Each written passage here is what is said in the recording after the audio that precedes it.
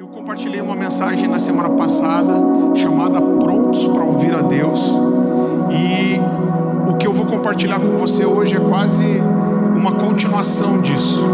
Eu quero que você abra sua Bíblia comigo. Quando eu escrevi essas mensagens, inicialmente elas não eram uma sequência.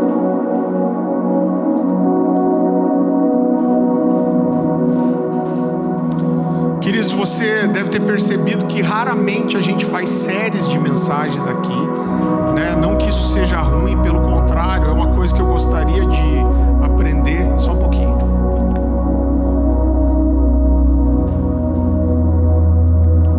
Eu queria um manto aqui para eu pregar, né? Não estou acostumado.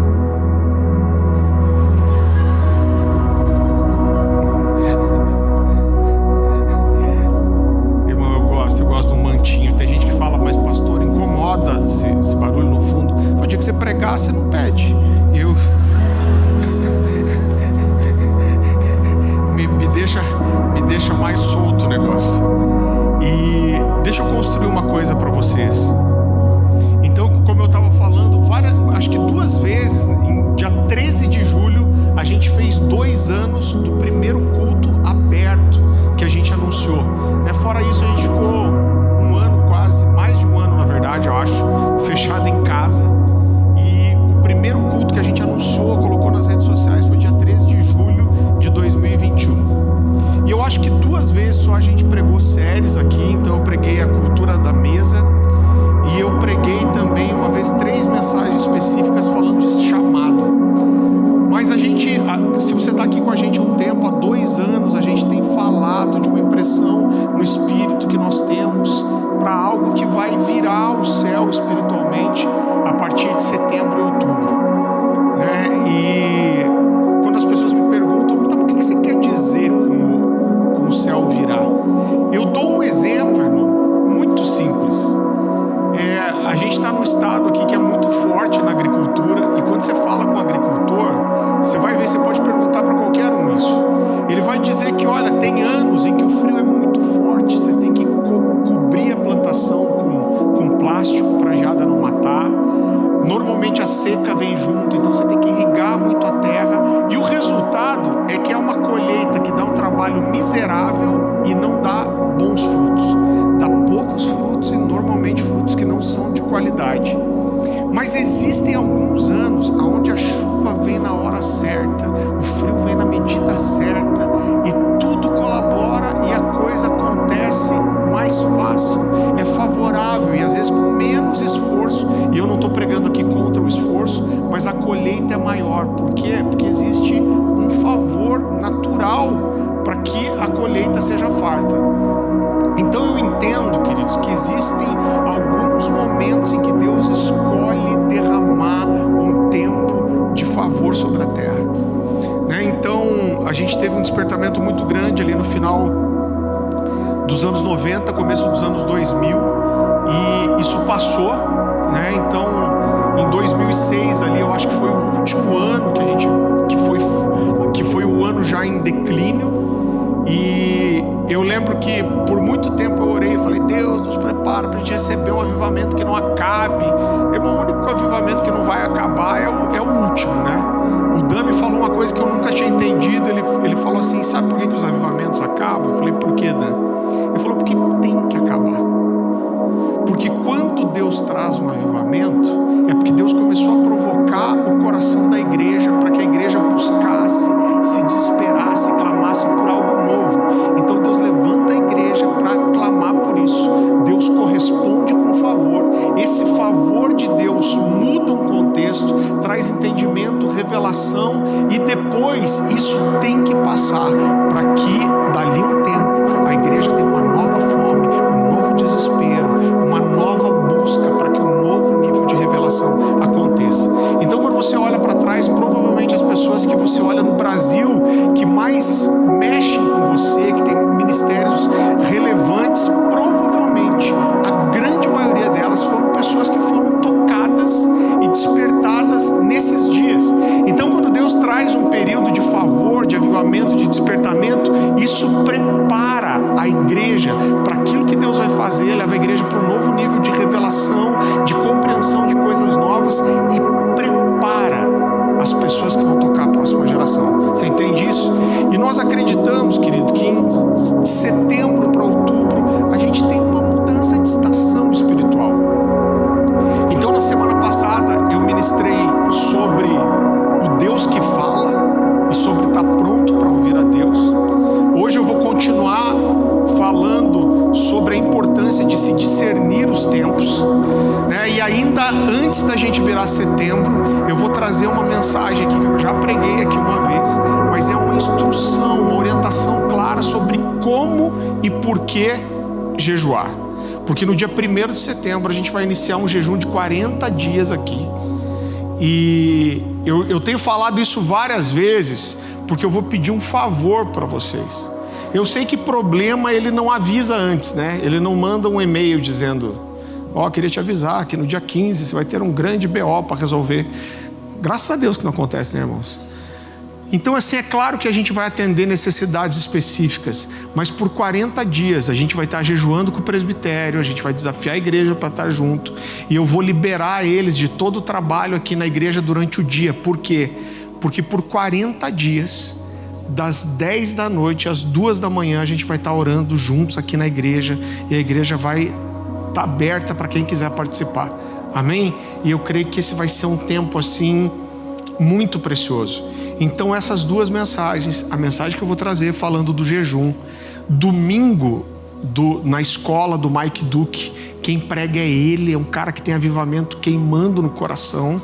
Só deixa eu fazer um parênteses aqui, 24 a 26, escola incessante, Mike Duke, F-Hop, Alessandro Vilas Boas. Vai ser um tempo muito precioso. Amanhã a gente começa o módulo de pregação bíblica na nossa escola, de segunda-feira, na nossa escola Valentes pela Verdade. Então você pode fazer a sua matrícula, venha, que eu tenho certeza que é um curso que vai te abençoar muito. Então, voltando, essas mensagens fazem parte, querido, de uma preparação para aquilo que a gente quer mergulhar em Deus em setembro e outubro. Em setembro e outubro eu vou trazer mensagens que falam de avivamento, que foram mensagens que o Senhor ministrou primeiro ao meu coração, nos preparando para tudo isso. Então eu quero que você abra seu coração e você deixe Deus falar com você, ministrar o seu coração, dizer o que Ele quer, o que Ele espera de você. Eu quero que você vá comigo para Lucas capítulo 12.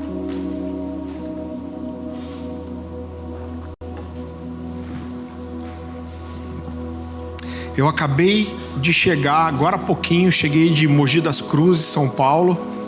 Eu fui fazer o primeiro Cultura Cornerstone, lá na Cornerstone Mogi.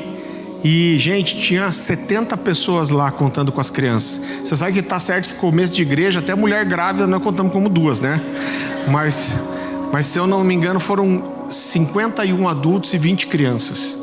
Então foi um tempo, assim, muito especial. É cultura aqui também. Então, dia 2 de setembro, a gente tem o Cultura Cornerstone. Pastor, mas o que é isso aí? Se você quer ser membro da igreja, ou se você ainda não tem certeza, a gente fala, vem fazer o Cultura Cornerstone para você ver onde você está amarrando o seu jegue, para você ver se é isso mesmo que você quer, né? Ou se você já decidiu que aqui é a sua casa, parte do trilho de membresia é você fazer o Cultura Cornerstone. O que eu preciso para ser membro? Você precisa fazer o Cultura Cornerstone, que fala da visão da igreja, um sábado à tarde, e você precisa estar em uma Livingston. Então você é um membro da igreja. Pastor, só venho no domingo. Você está visitando todo domingo, né? Por quê? Porque a igreja é relacionamento, irmão. A gente fica muito feliz, não é para você deixar de vir o domingo, mas a vida da igreja não acontece aqui. Aqui a gente se reúne para celebrar, adorar o Senhor, para edificar os santos. Mas igreja é atrito, é comunhão, é mesa. Isso que é igreja. E isso não é aqui que acontece. Às vezes acontece também. Lucas capítulo 12. E batismo também, dia 2 de setembro. 10 da manhã, é isso, Dani? A gente vai avisar, mas vai ter um curso de batismo, provavelmente uma terça-noite, essa semana agora? Na semana do batismo, tá. Lucas capítulo 12, versículo 54. A palavra do Senhor diz assim, está falando de Jesus. Dizia ele à multidão: quando vocês veem uma nuvem se levantando no ocidente, logo dizem vai chover, e assim acontece. Quando sopra o vento sul, vocês dizem vai fazer calor, e assim ocorre. Jesus estava indo tão de boa, né? Mas de repente vem o hipócritas. Vocês sabem interpretar o aspecto da terra e do céu, como não sabem interpretar o tempo presente. Querido, se a gente voltar um pouquinho no texto, no capítulo anterior, a gente vai ver que no versículo 12, Jesus tinha expulsado um demônio de um homem que era mudo, e quando esse demônio sai, esse homem mudo começa a falar, e isso faz com que uma multidão se junte em torno de Jesus. As pessoas estavam admiradas, maravilhadas com aquele milagre, com aquele homem que a vida inteira era mudo e começa a falar, e logo Jesus começa a dizer uma coisa. Por quê? Porque as curas, os milagres e as maravilhas são sinais, né? Atos vai dizer que muitos eram salvos e os sinais testificavam a mensagem que era pregada. Então as curas, os sinais, as maravilhas são sinais de Deus. E aí Jesus cura esse homem, a multidão começa a chegar, e Jesus começa a dizer: olha, assim como Jonas foi um sinal para Nínive. Ele está querendo dizer o que com isso? Jesus está dizendo: Deus queria fazer algo com Nínive, e Jonas foi o sinal disso. E Jesus começa a dizer: olha, assim como Jonas foi um sinal para Nínive, eu sou um sinal para essa geração. E Jesus começa a entrar depois disso em um discurso profético. Jesus começa a falar das coisas que aconteceriam. Jesus fala de juízo que ia vir sobre aquela geração.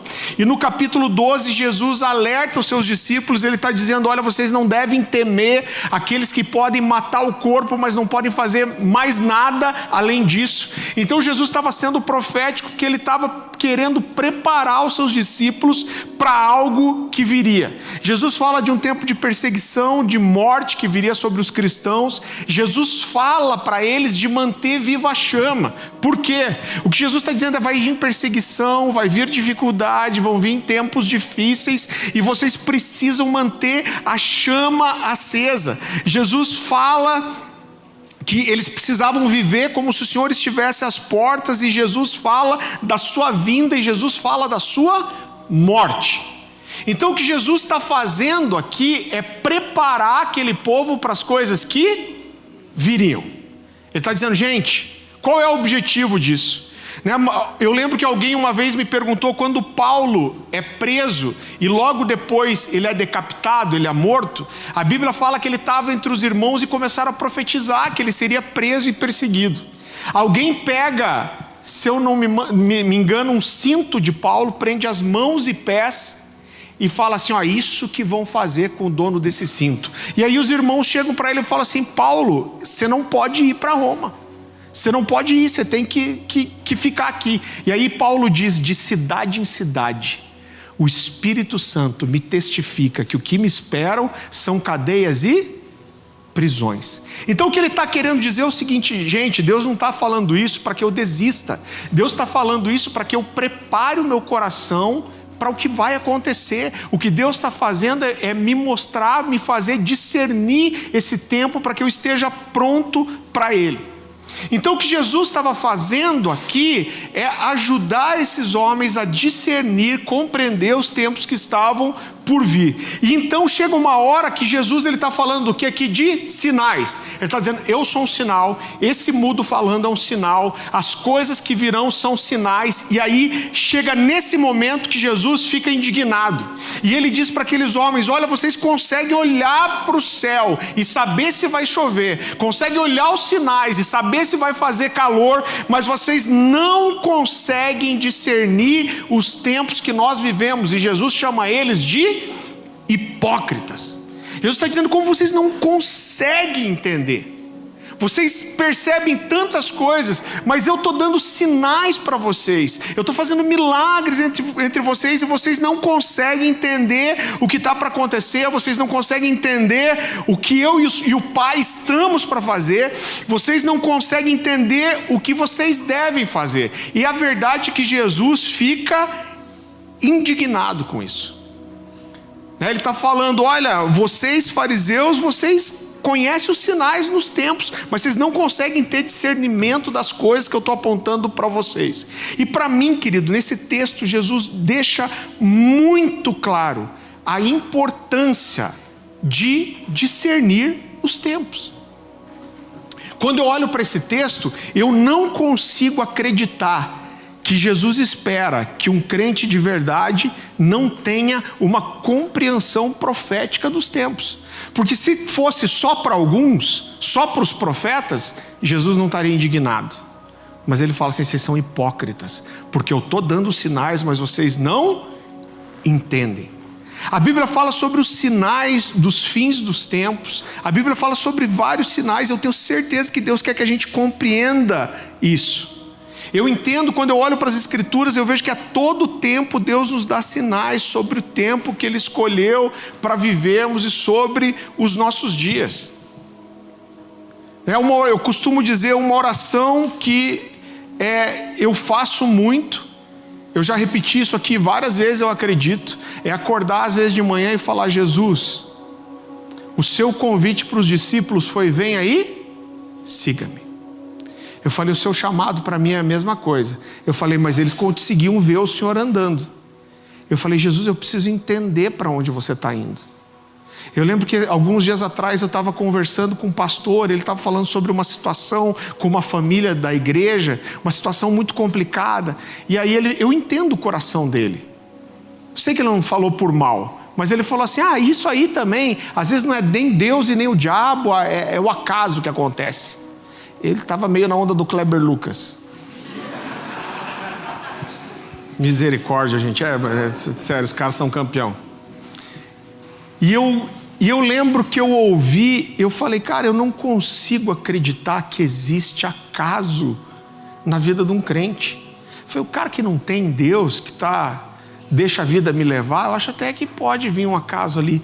Mas Lucas 21, Jesus vai dizer para os discípulos: nem um fio da sua cabeça vai se perder. Então, se você é careca é porque Deus deixou. Perdão, irmão, não aguentei. Então, sabe, eu olho para isso, como Deus vai nos deixar ao acaso, irmão. Nós que somos maus, não deixamos nossos filhos ao acaso. Agora, não parece óbvio que para que a gente faça o que Deus quer que a gente faça, para que a gente ande como Deus quer que a gente ande, para que a gente corra para o destino que Deus quer que a gente corra, que a gente precisa discernir o que Deus quer? Então eu entendo que a todo tempo Deus está nos dando sinais, Ele está apontando sobre os nossos dias, Ele está apontando para aquilo que Ele quer fazer. Você já pensou que a gente vive numa geração tão específica? Você já pensou que muitas gerações antes da gente... Irmão, a gente está falando de uma história aqui... Vamos voltar 500 anos. De 500 depois de Cristo... a 1500 depois de Cristo, mais ou menos, é o que a história da igreja chama de período das trevas, que foi um período onde quase não existia a Bíblia, onde quase não existia evangelho verdadeiro, onde as pessoas não tinham uma Bíblia na sua língua para estudarem. A gente está falando de 500 anos atrás. Olha quantas gerações nasceram e morreram sem entender quem era o Messias, sem ver Jesus. Você entende como a gente é uma geração muito privilegiada e muito especial? Agora, Deus não escolheu para você nascer lá no começo, no Gênesis. Deus não escolheu para você nascer no tempo dos apóstolos. Deus não escolheu para você nascer no período das trevas da igreja. Deus te escolheu para esses dias, e você entende que o seu propósito de vida, aquilo que você vai deixar para a eternidade, está totalmente ligado àquilo que Deus decidiu fazer na terra nesses dias. Nós somos a história de Deus no hoje, irmão. A gente é a história de Deus no agora, no que Deus está fazendo. Eu quero que você vá comigo para Efésios capítulo 3.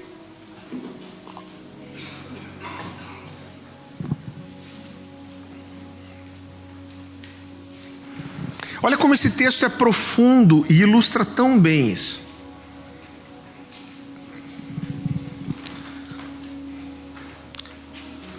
Efésios capítulo 3, a gente vai ler a partir do versículo 2, mas só olha aqui para mim uma coisa. Se a gente for olhar para o Novo Testamento, eu não tenho dúvida que a figura de maior destaque no Novo Testamento depois de Jesus é um cara chamado Paulo. E eu ouvi uns nomes que eu nem conheço. É um cara chamado Paulo. Paulo sozinho escreveu quase metade do Novo Testamento. Se a gente meter Romanos junto, Hebreus junto, passa da metade. Ele é a figura mais fantástica. A gente olha para ele e fala, esse cara é apaixonado por Deus e ele entregou sua vida. Tudo isso é verdade? É. Só que Paulo foi tão incrível, porque ele não estava só disposto a entregar sua vida, mas porque ele discerniu o que Deus queria fazer nos dias dele e qual era o papel dele nisso. Vá comigo para Efésios capítulo 3, a partir do versículo 2. A palavra do Senhor diz assim: certamente vocês ouviram falar da responsabilidade imposta a mim em favor de vocês pela graça de Deus. Então, primeira coisa, Paulo não está dizendo assim, eu decidi que esse é o meu chamado. Ele está falando, eu tenho uma responsabilidade que Deus me impôs pela graça dele. Ele está dizendo, essa é a minha comissão, é para isso que Deus me chamou. Então ele diz, isso é o ministério que me foi dado a conhecer por revelação. Então vamos fazendo uns pauses aqui. Paulo está dizendo que ele entendia que existia uma responsabilidade diante de Deus imposta sobre ele. Como ele descobriu isso? Ele fala, eu tive por revelação. O que ele quer dizer é que ninguém deu um curso para ele, eu não estou pregando contra os cursos, mas ele está dizendo, ninguém me veio e me botou, me deu um emprego. Ele está dizendo, Deus me revelou o que ele queria para a minha vida. Vamos continuar. Que me foi dado a conhecer por revelação, como já lhes escrevi em poucas palavras. Ao lerem isso, vocês poderão entender que a minha compreensão, veja, ele está falando de revelação, de compreensão do ministério de Cristo. Esse ministério não foi dado a conhecer aos homens de outras gerações, mas agora revelado pelo Espírito aos santos apóstolos e profetas de Deus, significando que mediante o Evangelho, os gentios são co-herdeiros com Israel, membros do mesmo corpo e participantes da promessa em Cristo Jesus. Então olha o que Paulo está falando, que é muito óbvio. Irmão, desde a criação, apesar de Deus ter dado sinais, Deus chama Abraão e fala assim, eu vou te dizer o que fazer, você vai ensinar os seus filhos e através de você eu vou abençoar todas as famílias da terra. Então desde o início tinha um apontamento de que Deus queria salvar os homens de toda a terra. Só que os judeus sempre viveram com a revelação e se separando como povo exclusivo de Deus, tentando pelo menos, às vezes não também. Mas nunca ninguém tinha ido buscar alcançar povos de outras nações. Pelo contrário, a ordem de Deus é entra, mata todo mundo para santificar a terra. E aqui pela primeira vez, e olhe como foi difícil, porque mesmo Jesus, depois que, algumas coisas antes de ser morto, e depois que ele morreu e ressuscitou, ele chega para os discípulos e fala, vocês vão receber do meu Espírito e vocês vão sair por Jerusalém, Judeia, Samaria, até os confins da terra. Só que Jesus ressuscitou e esses caras não saíram de Jerusalém. Deus manda uma visão para Pedro, onde ele vê animais impuros e Deus fala para ele, mata e come. Ele fala, não. E Deus fala, come. Deus estava dando um sinal de que Deus queria alcançar os gentios, mas mesmo assim, isso não aconteceu. Mas o que Paulo está dizendo ali é, o que outras gerações não entenderam, agora foi revelado pelo Espírito. E ele diz, o ministério que Deus me deu e impôs para mim é levar o Evangelho para os gentios, porque eles vão ser herdeiros da mesma graça que nós e parte da mesma família espiritual. Então Paulo diz assim, desse Evangelho me tornei ministro pelo dom de graça de Deus a mim concedida pela operação do seu poder. Então o que Paulo está dizendo é: Deus me revelou algo, eu entendi algo sobre o mistério de Cristo que outras gerações não entenderam. Então ele está dizendo: olha, o Espírito revelou aos apóstolos, aos profetas, que o sacrifício de Jesus não é só para o judeu, mas é também para o gentil. E o que ele está querendo dizer aqui é que o que o Senhor revelou era algo que Deus queria fazer entre os gentios amanhã, ontem. Não, ele está dizendo que Deus quer fazer é agora, e o tempo é hoje. Então o fato de Paulo ter conseguido corresponder ao seu ministério foi porque ele teve uma revelação do propósito de Deus para os seus dias e qual era o papel dele nisso. Você está me entendendo? Primeiro eu entendo o que Jesus quer fazer agora, e depois eu entendo qual é o meu papel nisso. Então, querido, Deus me escolheu você para esses dias, para esse tempo, e eu e você fazemos parte daquilo que Deus quer escrever na história dele hoje.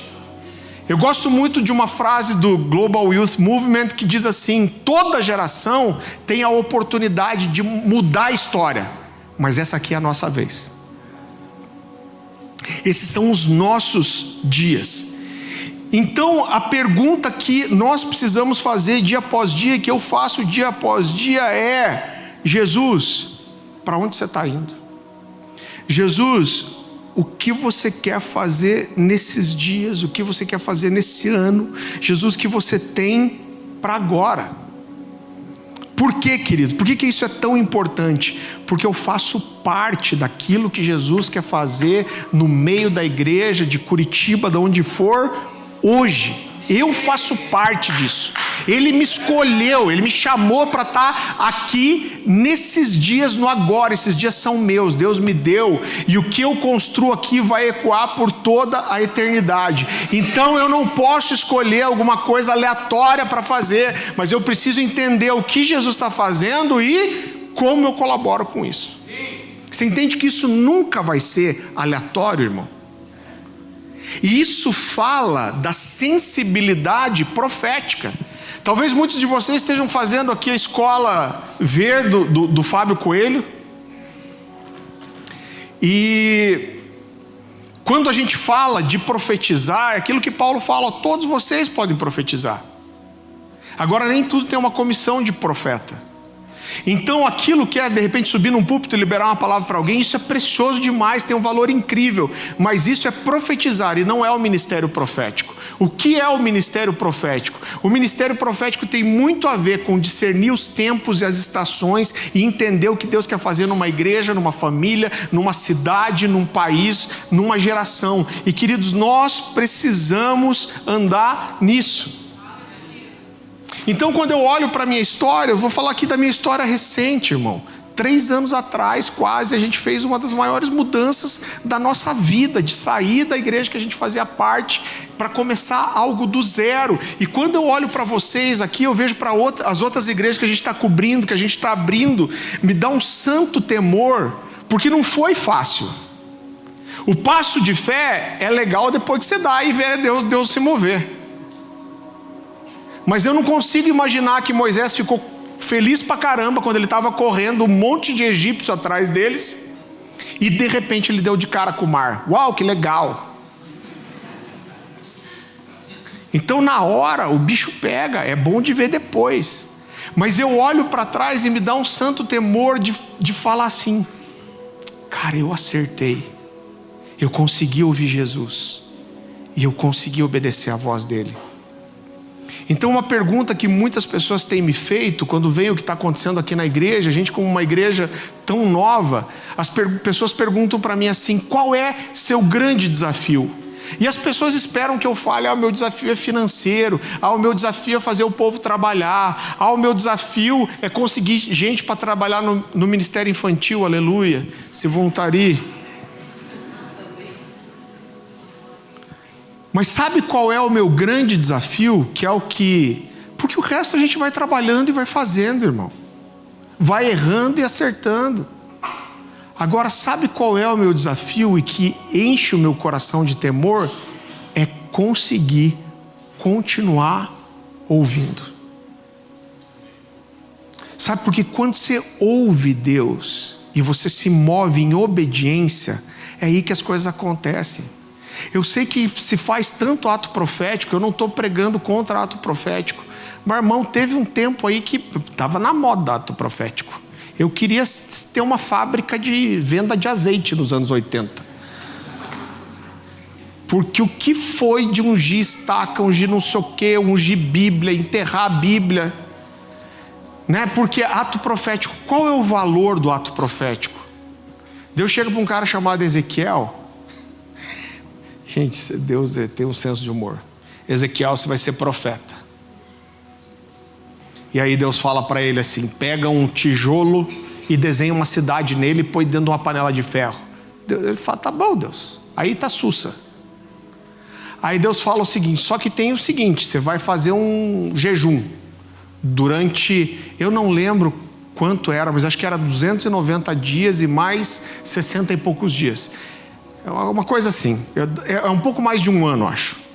E aí Deus fala para ele assim: ó, você vai dormir do lado dessa panela, só que tantos dias você vai dormir do seu lado direito e tantos dias do lado esquerdo. Daí eu imagino Ezequiel coçando a cabeça, pensando assim: mas e se eu virar de noite, Deus? Eu gosto de dormir tipo de estrela. Aí Deus fala para ele assim: não, fica sossegado que eu vou amarrar você à noite para você não virar. Irmão, tá lá? Aí Deus fala assim: tem um porém, só está quase esquecendo.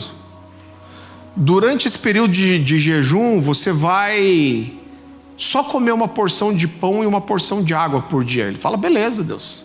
Deus fala: mas tem mais um porémzinho só. Você vai assar esse pão em fezes humanas. E você vai assar esse pão lá fora.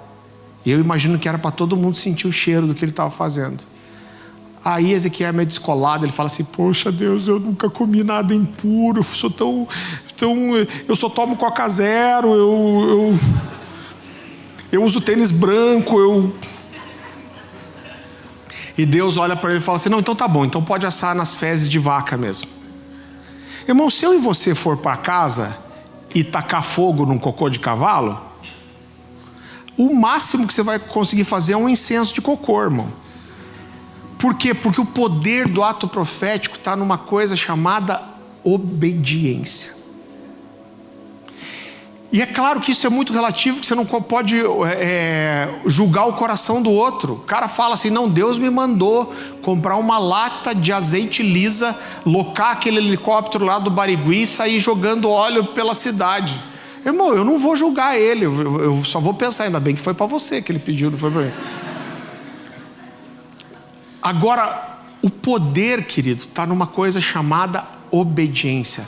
Mas para obedecer eu preciso ouvir. E eu queria falar agora sobre 3 níveis diferentes em que nós podemos entender o plano de Deus. O primeiro é entender que existe um plano de Deus para a nossa geração. Eu gosto muito de um texto, você não precisa abrir.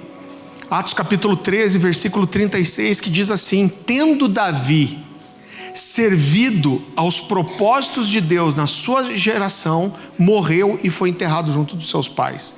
O que ele está dizendo? Davi serviu aos propósitos de Deus na sua geração. Ele está dizendo: Davi entendeu o que Deus queria fazer nos seus dias e serviu a isso. Outra versão diz assim: tendo Davi servido a sua geração, segundo os propósitos de Deus, adormeceu e foi sepultado junto dos seus pais. Então existe, querido, um propósito de Deus para os nossos dias. Deus nos escolheu para esse momento. Você sabe que desde moleque, eu não sei quem de vocês, mas quando eu era molequinho, eu lia a Bíblia, eu ficava pirando, eu falava: cara, como eu queria ter visto esses apóstolos, como eu queria ter visto Jesus andar sobre as águas. Tipo, eu me sentia meio, perdi a chance. Eu queria muito ter vivido nos dias em que Jesus andou como homem sobre a terra. E sem dúvida foram dias incríveis. Mas eu olho hoje e para mim isso só perde para os dias da geração que vai ver Jesus voltar. Eu não sei se Jesus vai voltar na nossa geração, mas uma certeza eu tenho: nunca ninguém chegou tão perto como a gente. E o Senhor nos escolheu, querido, para esses dias.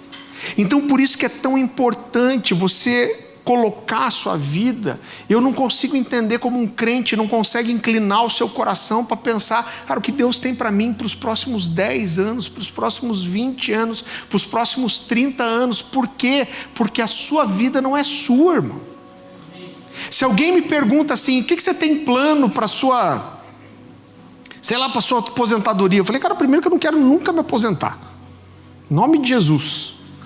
Não estou falando nada contra quem é aposentado, mas eu quero queimar para Jesus até o final. O Dan está lá com 80 anos dando um couro na gente às vezes. Eu falei, cara, aposentar, descanso no milênio, né?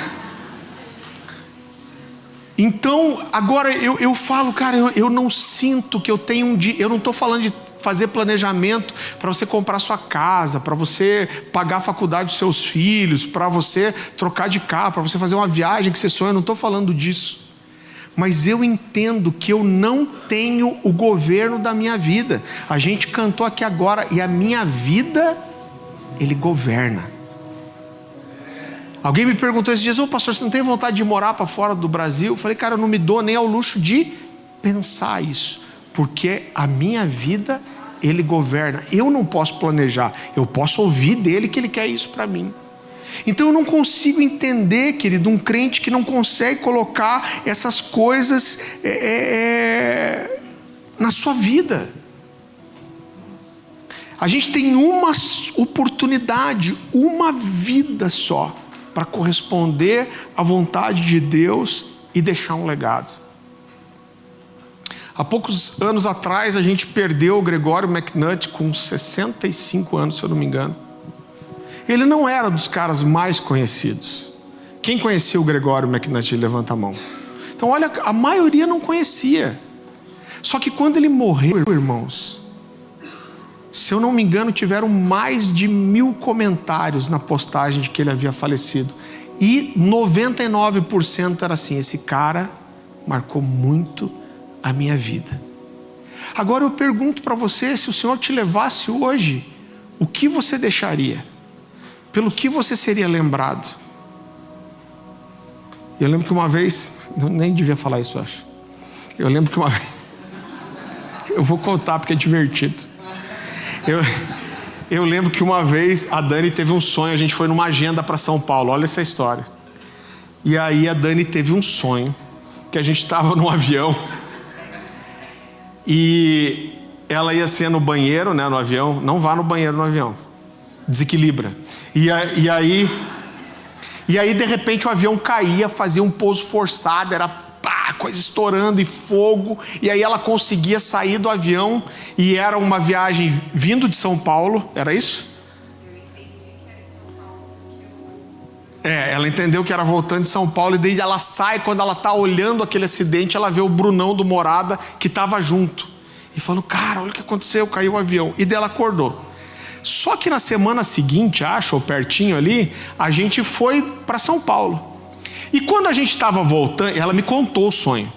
Cara, tive um sonho sinistro, cabuloso e tal. Ela não lembrava que a gente ia viajar. Você viu que ela está fazendo aqui as legendas, né?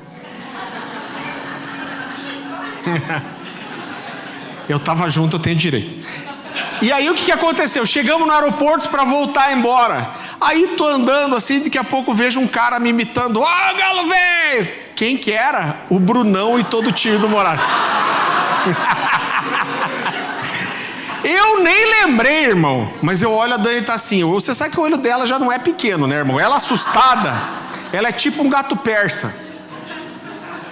Aí ela, Farley, falei, o que foi? Ela ficou tão nervosa que a gente tinha passado pela esteira e ela deixou a mala dela lá atrás. Falei, cadê sua mala? Meu Deus, minha mala! Você não pegou? Eu falei, a mala é sua, você que estava carregando. Aí ela falou, Farley, o sonho. Eu falei, caraca, mano. Aí falamos com o Brunão, eles iam no mesmo voo que a gente. Eu falei, gente, tá meio esquisito esse negócio mesmo, né? Aí eu fiquei pensando, o que eu faço? Eu oro, eu repreendo, eu saio correndo? Tipo meio premonição, né? Aí a gente entrou no voo, eu recebi uma mensagem de um amigo meu, o Diego, que estava morando no Canadá, do nada. Cara, tá tudo bem, tô aqui orando por vocês. Eu falei...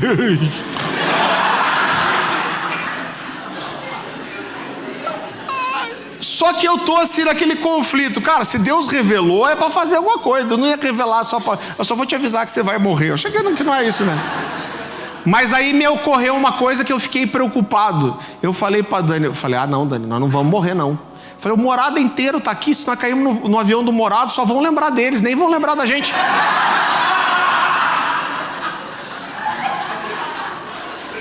Verdade, falei. Morre banda famosa e um casal de pastores. Mas deu tudo certo, não aconteceu nada, a gente orou, eles estavam tendo várias palavras, sonhos de pessoas que o avião ia cair. Mas Jesus nos salvou e ela não foi no banheiro. Foi antes. Então vamos voltar para a mensagem. O que a gente deixaria? Se Jesus te levasse hoje, que legado você deixaria, irmão? Eu lembro que quando eu era criança, eu tentava ficar pensando na eternidade. E foi tão engraçado que o Caleb veio esses dias e me disse exatamente a mesma coisa. E eu, molequinho, 7, 8 anos, eu pensava na eternidade, um negócio que nunca acabava, me dava dor de cabeça, eu ficava meio... Como que é aquele negócio que a gente tem? Labirinto. Agora, você já pensou que é uma vida tão... O que fica essa vida? Vamos supor que você viva muito. A minha avó morreu com 94 anos. Crente. Na última visita que eu fiz para ela, eu cheguei, ela falou assim, daí, vó, tudo bem? Ela falou, tô indignada. Eu falei, mas por que, vó? Acabou de morrer um vizinho aqui.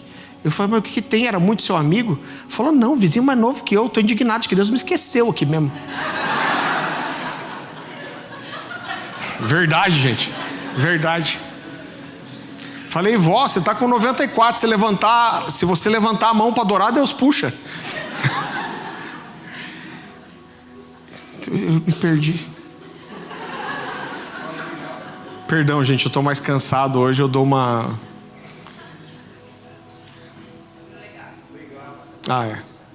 Sobre legado, não consegui lembrar ainda. Mas é o que... lembrei. A nossa vida aqui, se você viver muito, 94, irmão, do jeito que a gente come, eu pelo menos, eu sei que tem uns irmãos aí disciplinados, mas olha, para encontrar dá um trabalho. Se a gente viver até 94, o que é isso comparado à eternidade? Agora, você já pensou que são nesses dias que a gente escreve o que vai ficar para a eternidade? Você já pensou que quando você prega o evangelho para alguém, a Dani pregou para uma amiga na faculdade, que hoje é missionária na África. Você já pensou que isso que ela fez numa sala de aula, estudando num monte de outras coisas, vai ecoar por toda a eternidade? Ela é um espírito eterno, que vai estar com o Senhor por toda a eternidade, porque ela tocou a vida dela em algum momento. Então essa vida é curta, mas nós temos a oportunidade aqui de construir coisas que são eternas. E a gente tem uma vida só. Eu lembro que uma vez eu estava vendo o Marcelo Jamal pregar, e ele falou assim, quantos anos você tem? Falou para o pessoal pensar. Falou, olha, a média de vida do brasileiro é 75 anos, mais ou menos. Você já pensou que se você for viver até os 75 anos, quantos anos ainda te restam para você cumprir todo o chamado de Deus na sua vida? Irmão, dá um desespero, irmão. Você pensou que depois você vai estar, a gente vai adorar, a gente vai estar no Senhor, mas a gente não vai mais poder fazer isso que a gente pode nessa estação da nossa vida. Eu acho tão forte que quando a Bíblia fala do rei Jorão, vá comigo para lá, 2 Crônicas, capítulo 21.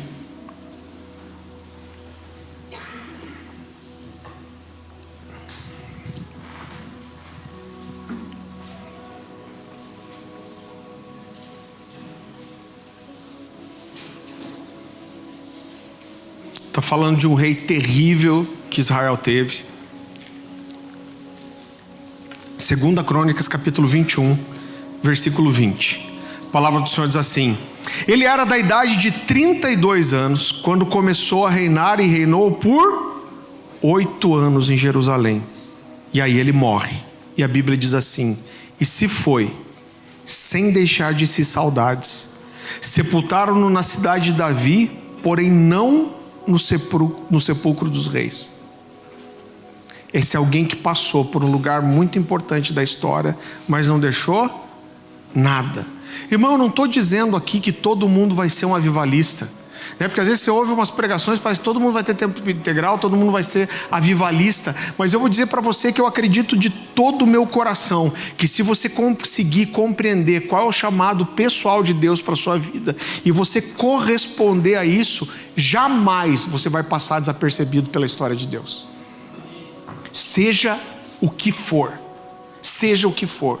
Quando a gente olha para os grandes homens de Deus, eu não sei você, mas ali com 16 anos, quando eu comecei a ler, estudar por mim mesmo, eu já tinha um depósito das escrituras da minha mãe, mas quando, eu comecei a buscar, eu lembro de um dos livros que mais me marcou, é um livro que a gente tem aqui inclusive, chamado Os Heróis da Fé.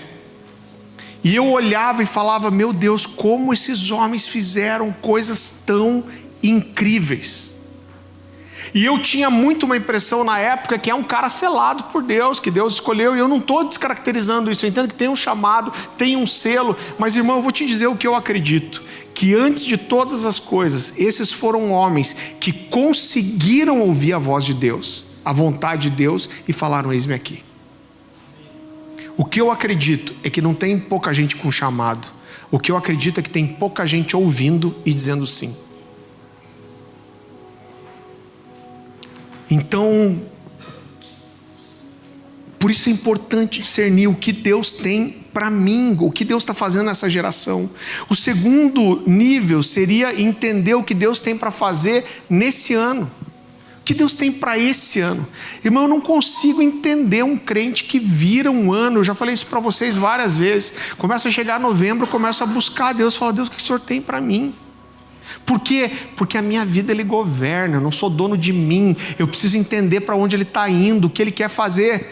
Quando você olha para a sua história, eu tenho certeza que provavelmente todos vocês aqui têm anos que foram fundamentais na sua vida e na sua história. Então eu preciso entender, cara, o que Deus quer fazer esse ano? O que é? O que Deus me chamou para fazer esse ano? O que Ele quer para mim agora? Que movimento Deus está fazendo? Vá comigo para Daniel capítulo 9.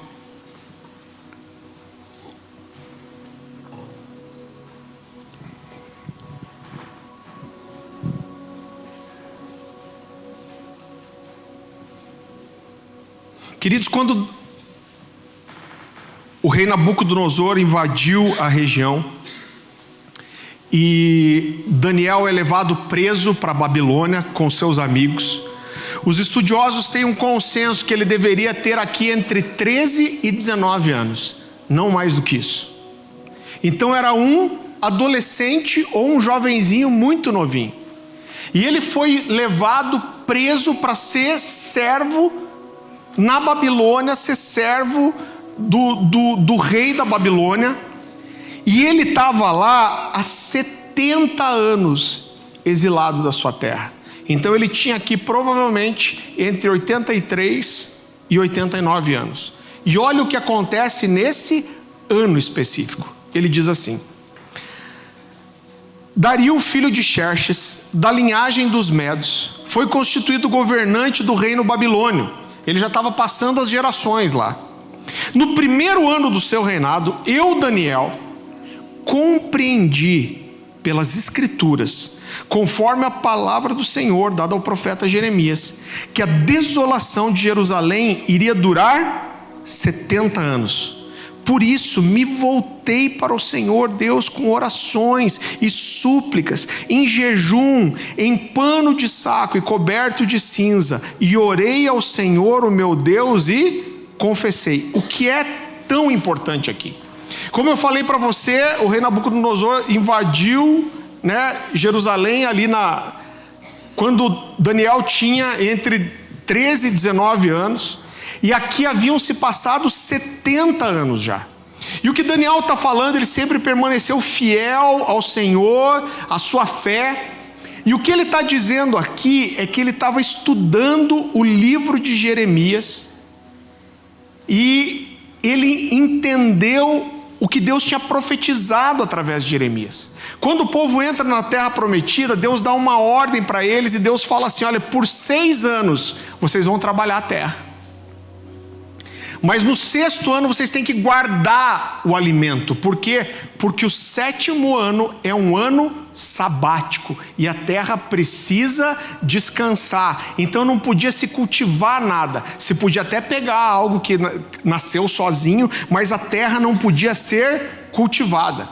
E o povo entra na terra prometida e não cumpre o descanso do sábado. Por quanto tempo? Por 490 anos.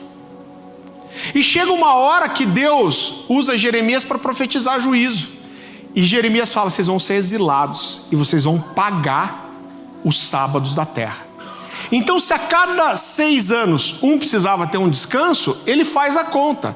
Deus, 490 anos nós não cumprimos o que deveríamos fazer. A cada 6 anos descansa um, então eles estavam devendo 70 anos para Deus. E quando Jeremias está lendo as escrituras, ele entende que quando Daniel está lendo as escrituras, ele entende que Jeremias profetizou que o povo ficaria como escravo exilado até pagar a dívida dos sábados. Ele faz as contas e ele descobre que estava fechando 70 anos naquele ano. E a Bíblia diz que qual é a resposta dele? A Bíblia diz que quando ele percebe, ele entende a profecia, a Bíblia diz que ele começa a orar, ele começa a clamar, ele começa a jejuar, ele veste pano de saco, que era um sinal de humilhação. Normalmente eles vestiam pano de saco, jogavam cinza na cabeça. Isso era uma forma de dizer: Deus, eu estou aqui sem orgulho nenhum, sem reserva nenhuma, eu não sou nada, eu preciso da sua misericórdia, eu preciso do seu favor, eu preciso da sua graça, eu preciso do seu amor sobre mim. Então Daniel, ele não só entendeu o que Deus queria fazer, mas ele deu a resposta certa para isso. Ele estava dizendo: esse é o ano da libertação, então eu vou chorar para que Deus se lembre da promessa dele e se lembre de nós e faça algo novo no nosso meio. Então, quando a gente fala de discernir os tempos, queridos, e quando a gente fala do que a gente está orando nesse tempo, eu entendo que esses 40 dias de jejum e oração que a gente vai fazer não é uma coisa que deu na louca da gente. Sempre orar e jejuar vai ser bom, mas eu creio de todo o meu coração, mais uma vez, se não acontecer nada, primeiro que eu não acho que vai acontecer do dia para a noite, é uma estação que muda. Primeiro dia da primavera você não sai lá fora e está tudo florido. Aqui às vezes porque a prefeitura vem do dia para a noite e planta um monte de flor nova, mas naturalmente não acontece. Mas você vê, quem tem rinite, o pólen começa a pegar, né? Então você vê, a estação mudou. Eu entendo que de setembro para outubro uma estação vai mudar. E se não começar a acontecer nada, nós vamos estar aqui no mês seguinte, do mesmo jeito, com a mesma fome, com a mesma intensidade, clamando do mesmo jeito e tentando entender de volta. Mas eu acredito. Então, para mim, esse jejum é uma forma da gente dizer para Deus: Deus, nós entendemos um tempo profético. A gente está atento à sua voz. E agora o que a gente faz? Espera? Não, a gente vai fazer como Daniel.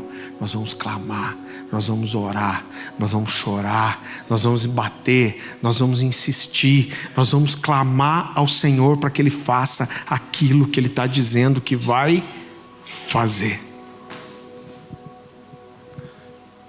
Em Amós capítulo 3, versículos 6 a 9, Deus vai dizer: eu não vou fazer nada na terra sem revelar primeiro aos meus servos, os profetas. O que Deus está dizendo, que apesar da sua soberania, apesar de não depender de ninguém, Ele está dizendo: eu escolho me limitar, e eu não vou me mover até que eu encontre parceiros dispostos a me ouvir, entender o que eu estou para fazer e falar para os outros. Sabe o que Deus está dizendo com isso? Eu quero fazer com você. Eu podia vir e fazer sozinho, mas eu quero que alguém ouça, eu quero que alguém entenda, eu quero que alguém esteja sedento para ouvir minha voz e falar: Deus, eu quero fazer parte disso. Você me entende, querido? Está comigo?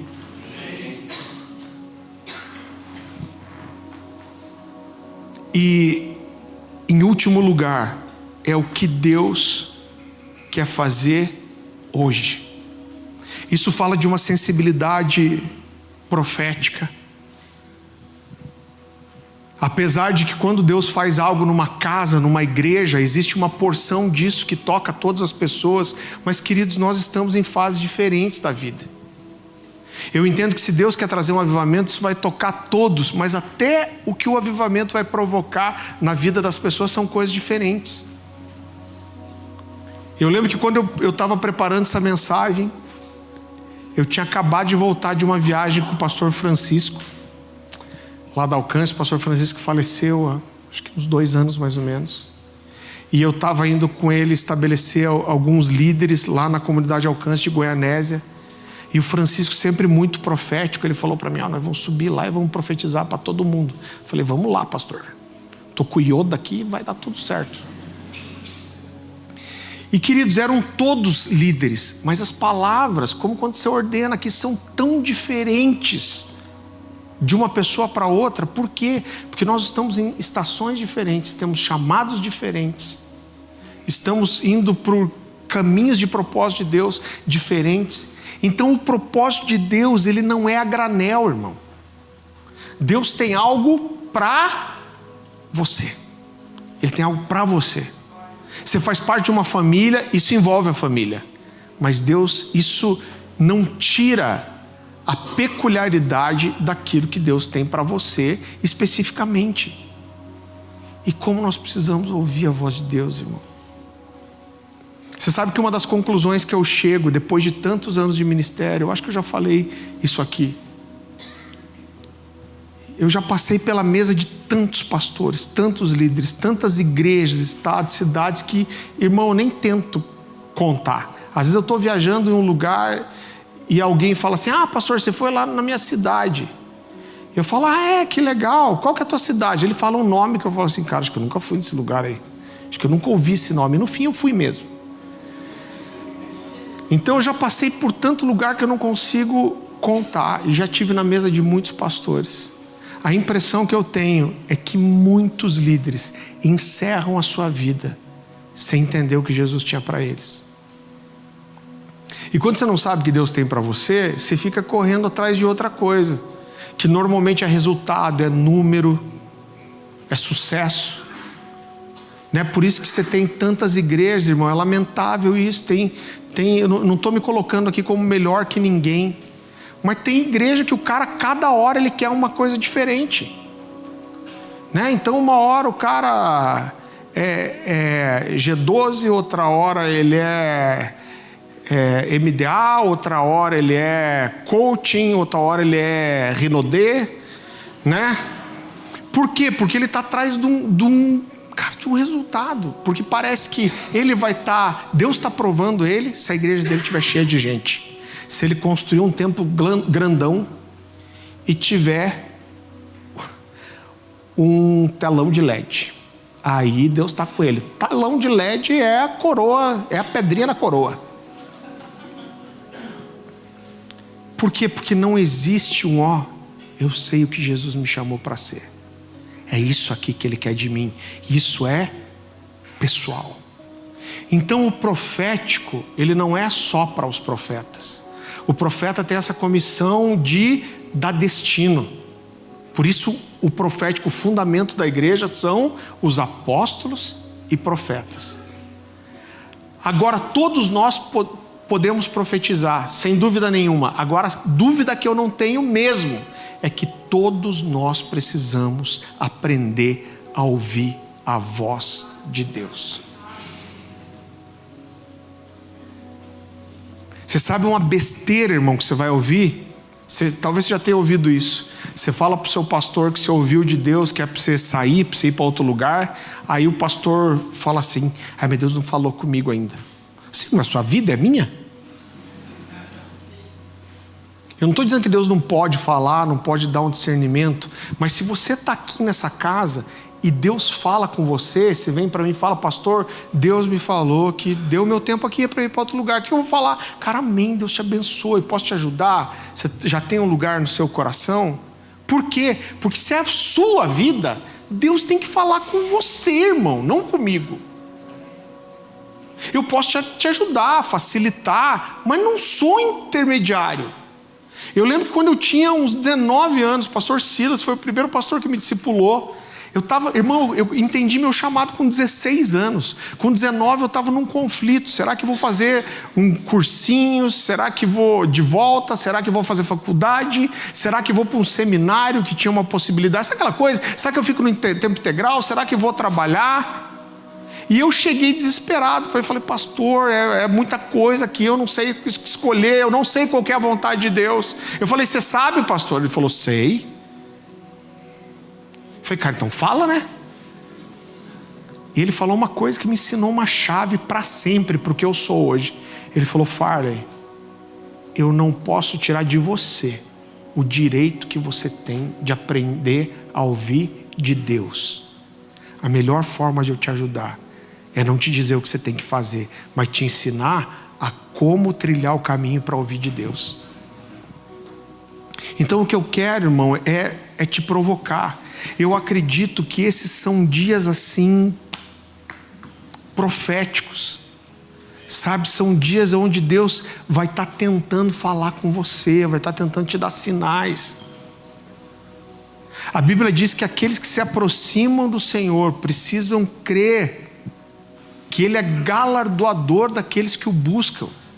Então, se você quer ouvir a voz de Deus, que Deus tem para você, a primeira coisa que você precisa fazer é crer e buscar. Fala: Deus, eu estou aqui, fala comigo. Vocês lembram a história de uma igrejinha que eu contei esses dias, que eu gosto de ir nas igrejinhas, e que eu fiz um jejum, fiz 3 perguntas para Deus? Uma das perguntas que eu fiz é: Deus, o que o Senhor tem para mim de chamado? Cara, eu tinha uns 18 anos, um cara que nunca tinha me visto na vida. Falou: quero algumas coisas que eu já sabia, você vai pregar o evangelho, você vai viver de avião para lá e para cá. Irmão, não tinha dinheiro nem para pegar um Uber Black.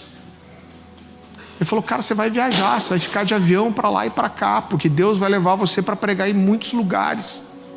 Mas por que isso aconteceu? Deus vai me falar, eu vou ganhar, nem que seja no cansaço. Por quê? Porque eu tenho um chamado. Cara, e se eu tenho um chamado, eu preciso descobrir o que é. E é claro que eu não estou falando só sobre chamado, estou falando sobre sua vida emocional, sentimental, sobre a sua empresa, sobre os seus negócios, sobre sua mudança de trabalho, sua mudança de cidade, sobre o seu ministério aqui na igreja, sobre em qual igreja estar. A nossa vida não é nossa e as coisas não são aleatórias. Existe uma vontade de Deus. Eu não sei nem porque eu vou entrar nisso, mas muita gente pergunta assim: você acredita que Deus tem uma pessoa específica para alguém casar? E as pessoas dizem: não, Deus te deu ali um raciocínio, você pode raciocinar o que Deus, né, o que é melhor, o que faz sentido ou não.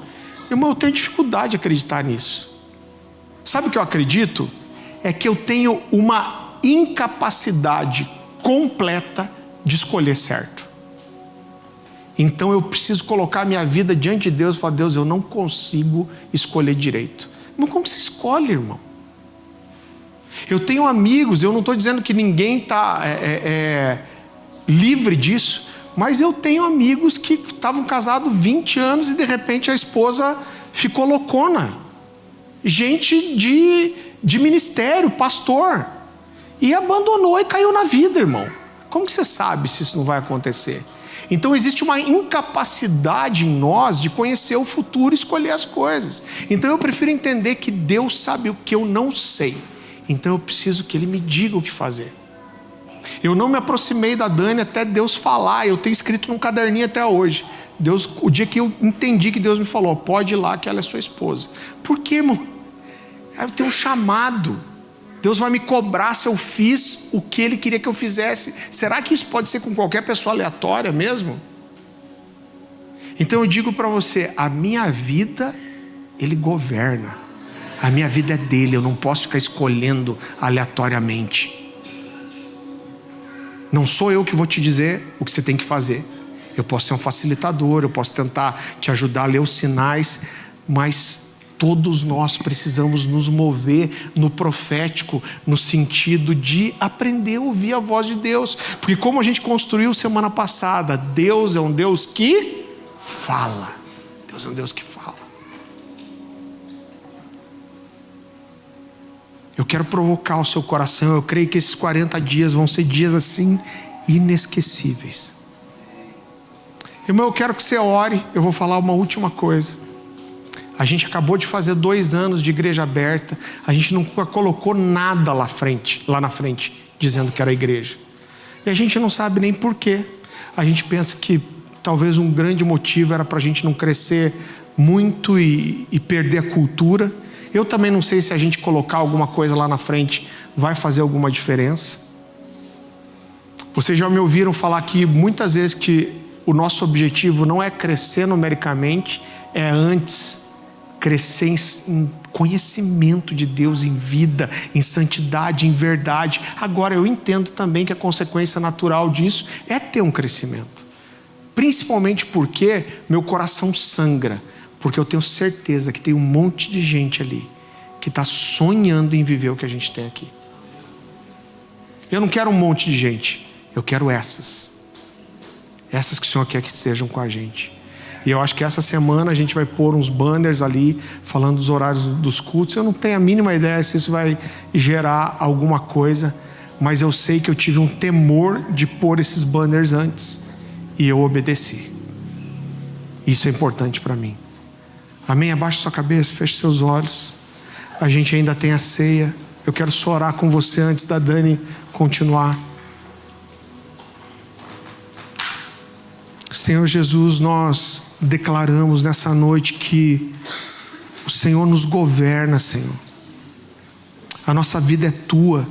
Nós não somos donos da nossa vida, nós não somos donos da nossa vontade, mas o Senhor é o nosso Deus, o Senhor é o nosso Rei, o Senhor é aquele que pagou um alto preço e a nossa vida é sua.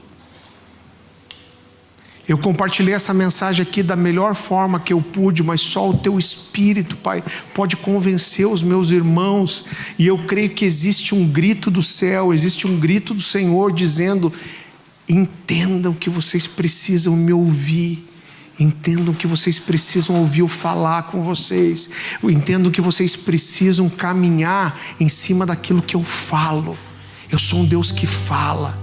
Eu não quero te deixar sozinho, solitário, surdo.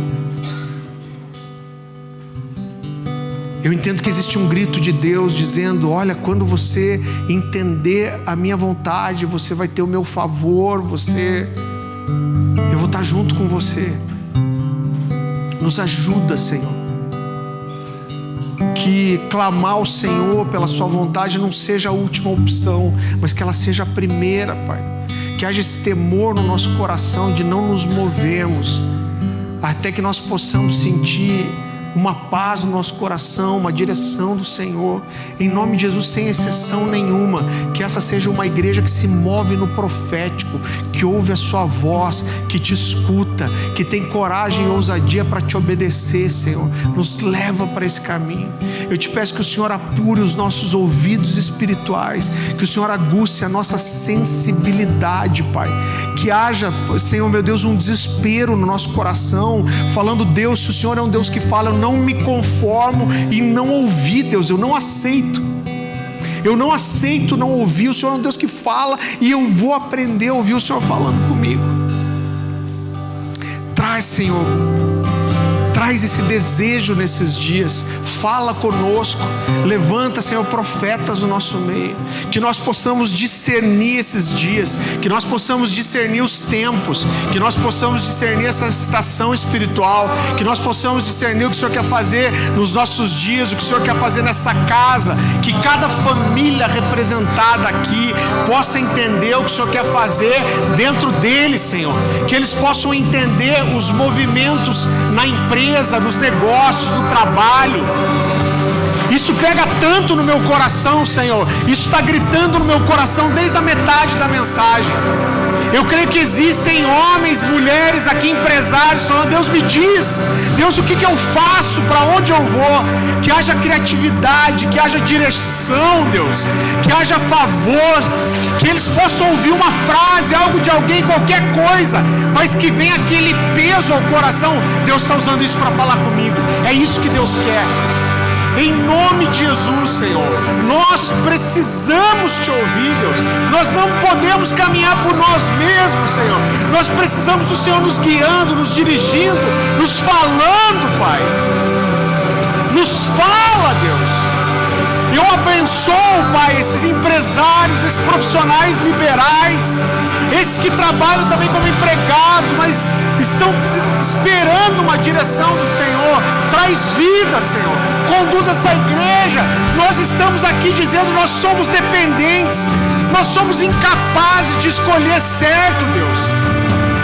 Mas o Senhor é aquele que é soberano, que conhece todas as coisas, nos conduz à Tua vontade, nos diz para onde ir, como ir, com quem ir, Senhor. Que haja clareza, que haja paz de Cristo, que é o árbitro do nosso coração. Venha e assuma o governo, Pai, da nossa vida. O Senhor é soberano. Nós declaramos aqui: o Senhor governa a nossa vida. A nossa vida o Senhor governa, Senhor. O Senhor é o nosso Rei. Nos governe, nos governe. Seja o nosso Senhor, Pai. Nós abrimos mão do direito de ir para qualquer